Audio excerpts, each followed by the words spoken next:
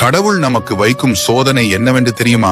தெய்வம் ஒரு நாயை உருவாக்கி கூறினான், நீங்கள் வீட்டு வாசலில் மட்டுமே உட்கார்ந்து வரும் அனைவரையும் துரத்துங்கள், இதற்காக உனக்கு 20 ஆண்டுகள் ஆயுள் தருகிறேன். நாய் பதிலளித்தது, ஆனால் நான் 10 ஆண்டுகளுக்கு மட்டுமே சோர்வின்றி இருக்க முடியும் கடவுளே. தெய்வம், பரி உங்கள் விருப்பப்படி. பிறகு தெய்வம் ஒரு குரங்கை உருவாக்கி கூறினான், நீங்கள் பூமியில் போய் உங்கள் செயல்களால் மனிதர்களை மகிழ்ச்சிப்படுத்துங்கள், உனக்கு 20 ஆண்டுகள் ஆயுள் தருகிறேன். குரங்கு, 20 ஆண்டுகள் எனக்கு மிக நீண்டது, நான் 10 ஆண்டுகள் தான் முடியும். தெய்வம், சரி உங்கள் விருப்பப்படி. பிறகு தெய்வம் ஒரு பசுவை உருவாக்கி கூறினான், நீங்கள் மனிதர்களுக்கு உதவி செய்யுங்கள், உணவையும் வழங்குங்கள், குழந்தைகளுக்கு பால் கொடுங்கள், உனக்கு 60 ஆண்டுகள் ஆயுள் தருகிறேன். பசு, ஆஹா, 60 ஆண்டுகள் எனக்கு மிகவும் அதிகம், நான் 20 ஆண்டுகள் தான் முடியும். தெய்வம், சரி உங்கள் விருப்பப்படி. முடிவில் தெய்வம் மனிதனை உருவாக்கி கூறினான், நீங்கள் பூமிக்கு வந்து விரும்பியபடி மகிழ்ச்சியாக வாழுங்கள், சாப்பிடுங்கள், காதல் அனுபவங்களை அனுபவியுங்கள், வேண்டியதை செய்யுங்கள், உனக்கு 20 ஆண்டுகள் ஆயுள் தருகிறேன். மனிதன், 20 ஆண்டுகள் மட்டுமா? அது குறைவுதான். பசுவின் 60 ஆண்டுகள், குரங்கின் 10 ஆண்டுகள், நாயின் 10 ஆண்டுகளையும் எனக்கு கொடுங்கள். தெய்வம் சிரித்து கூறினான்,